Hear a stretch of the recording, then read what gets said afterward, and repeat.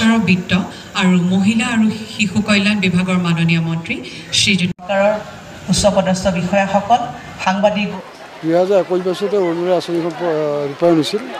এতিয়া অৰুণোদয় 3.1, 3.2 এতিয়া 3 এতিয়া আৰু 3 আৰম্ভ হৈছে অৰুণোদয় 3 আৰু এনেই এই অৰুণোদয় 3 তাৰমানে মোটামুটি 12,60,000 মানুহক নতুনকৈ দিব। গতিকে ইয়াৰ প্ৰতিটো সমষ্টিত 10,000কৈ মিনিমাম 10,000কৈ আকৌ নতুনকৈ হিতাধিকাৰী সোমাব। এতিয়া আগৰ যিখিনি আছিল অৰুণোদয় হিতাধিকাৰী তেওঁলোকে আকৌ নতুনকৈ এই অৰুণোদয় 3 তেওঁলোকে সোমাবলগীয়া হ'ব, তেওঁলোকে আবেদন কৰিব লাগিব।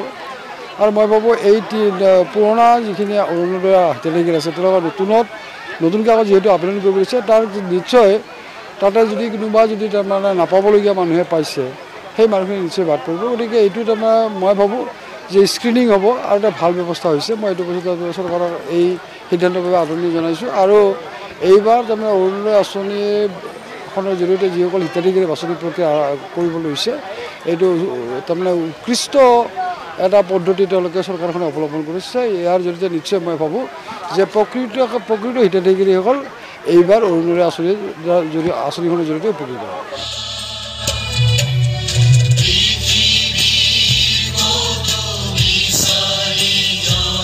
আদৰণি জনাইছোঁ। লগতে প্ৰত্যেক বিধানসভা সমষ্টিত আয়োজিত অনুষ্ঠান